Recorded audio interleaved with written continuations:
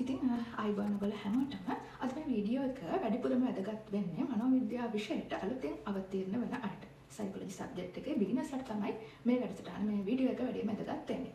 ඉතින් අපි සරලවම කිව්වොත් මනෝවිද්‍යාව කියලා කියන්නේ මිනිස්සු ගැන, මිනිස්සුගේ මනස ගැන, මිනිස්සුගේ හැසිරීම ගැන, මිනිස්සුගේ චර්යාවන් ගැන, කටින්ම කියනවා නම් අපි ගැන, අපේ සිතුවිලි ගැන, අපේ හැඟීම් ගැන, අපේ චර්යාවන්, ක්‍රියාකාරකම් ගැන විද්‍යාත්මකව අධ්‍යයනය කරන විෂය.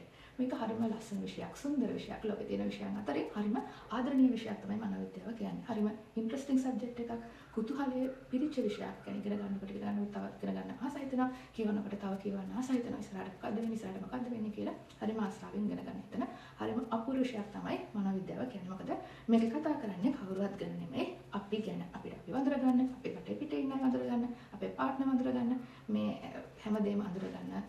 අඳුරගෙන අපේ වැරදි අඩුපාඩු තියෙනවා නම් ඒවා හදා ගන්න වගේම අපේ අවටින් අයවත් හරියටම අඳුනගෙන ඒගොල්ලොත් එක්ක යහපත් සමාජ සම්බන්ධතාව පවත්වාගෙන යන්න මේ මනෝවිද්‍යාව විෂය ලොකු කුලක් වෙනවා. එදිනදා ජීවිතේට හරිම ප්‍රයෝජනවත් විෂයක් විදිහට තමයි මේක දකින්න පුළුවන් වෙන කෙනෙක්. විද්‍යාත්මකව මේක ඉගෙන ගන්නටත් වඩා ඩේ-ටු-ඩේ ලයිෆ් එකට සම්බන්ධ කරගත්තොත් මේකේ ගොඩාක් ප්‍රයෝජන ගන්න පුළුවන් මේ මනෝවිද්‍යාව විෂය. ඉතින් අපිට අපේ ජීවිතය ගැන තියෙන ගොඩාක් ප්‍රශ්න වලට උත්තර ලැබෙනවා මේ මනෝවිද්‍යාව විෂය හරියට ඉගෙන ගත්තොත්. ඉතින් පටන් ගන්නකොටම කියනවානේ මේ අපහුගිය අවුරුදු 5ක වගේ කාලයක් ගත්තොත් මේ විෂය ඉගෙන ගන්න මනෝවිද්‍යාව විෂයට ලොකු ඉල්ලුමක් ඇවිල්ලා තියෙනවා.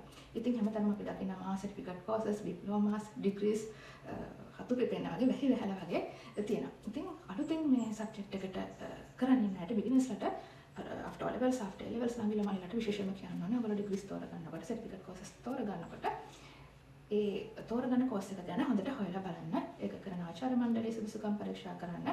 ඒ කෝස් එකේ ඩිග්‍රී එකේ ඩිප්ලෝමා එකේ ප්‍රමිතිය ගැන හොඳට හොයලා බලන්න. මොකද අපි දැන් කරනකොට හරිම තැනකින් හරි විදිහට කරන්න ඕනේ නිසා අපිට ගියට කරන්න එපා. හොඳට හොයලා බලලා ඔයගොල්ලෝ මේ විෂය ඉගෙන ගන්න. ඉතින් හරිම ලස්සන විෂයක්. අතර මනෝවිද්‍යාව කියලා කියන්නේ. ඉතින් අද මම මේ වීඩියෝ එකේදී කතා කරන්නේ මනෝවිද්‍යාව පොත් ගැන. පොත් ගැන කිව්වේ අතරම ඉංග්‍රීසි මීඩියම් සයිකොලොජි කරන අයට නම් අභියෝගයක් නැහැ. ලංකාවේ ලංකාවේ පොත් සප්පලේ පොත් ගන්න තියෙන ඕන තරම් ඕනම කැටගරි එකක් යටතේ.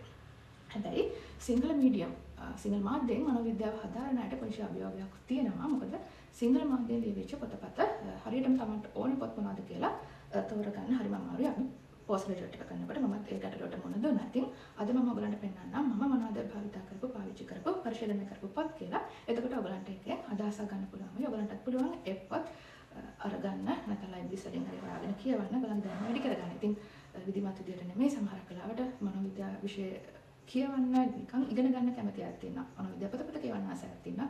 අවිධිමත් ආකාරයෙන් ඉගෙන ගන්න කැමති වැඩිහිටියෝ වයස සීමාවකින් තොරව ගොඩක් කට්ටිය අපි දකිනවා. ඉතින් මේගොල්ලන්ටත් මේ පොත්පත් ප්‍රයෝජනවත් වෙයි කියලා මම හිතනවා. ඉතින් මනෝවිද්‍යාව කියලා කියන්නේ ඇත්තටම ලොකු ශාකයක් නම් ඒකේ විහිදිච්ච අතු රාශියක් තියෙනවා. ඒ කියන්නේ මනෝවිද්‍යාව විෂය ශාස්ත්‍ර ගණනාවකට විහිදිලා තියෙන හරිම පුළුල් විශේෂ ශාස්ත්‍රයක්. අපි ගත්තොත් අධ්‍යාපන මනෝවිද්‍යාව, এডুকেෂනල් සයිකොලොජි, චයිල්ඩ් සයිකොලොජි, ළමා මනෝවිද්‍යාව, සෝෂල් සයිකොලොජි, සමාජ මනෝවිද්‍යාව, ක්ලිනිකල් සයිකොලොජි, සායනික මනෝවිද්‍යාව, ෆොරන්සික් සයිකොලොජි, අධිකරණ මනෝවිද්‍යාව, එතකොට ඇබ්නෝමල් සයිකොලොජි, අසාමාන්‍ය මනෝවිද්‍යාව, ඩෙවලොප්මන්ට් සයිකොලොජි, සංවර්ධන මනෝවිද්‍යාව, ස්පිරිචුවල් සයිකොලොජි, ආධ්‍යාත්මික මනෝවිද්‍යාව, ස්පෝර්ට්ස් සයිකොලොජි, ක්‍රීඩා මනෝවිද්‍යාව, හෙල්ත් සයිකොලොජි, සෞඛ්‍ය මනෝවිද්‍යාව, ඒ වගේම මේ ළඟදී මනෝවිද්‍යාව විශේෂ ශාස්ත්‍රයට මෑතක එකතු විෂයක් තමයි පොසිටිව් සයිකොලොජි කියන්නේ ධනාත්මක මනෝවිද්‍යාව. ඒ වගේ මනෝවිද්‍යාවේ විශේෂ ශාස්ත්‍ර ගණනාවක් තියෙනවා. ඉතින් මේ විශේෂ ශාස්ත්‍ර ගණනාව ගැන පොදුවේ කතා කරන්නේ නැතුව මේ පොදුවේ ඕනම විෂයකට ඕනම විශේෂ ශාස්ත්‍රයකට අදාළ පොත්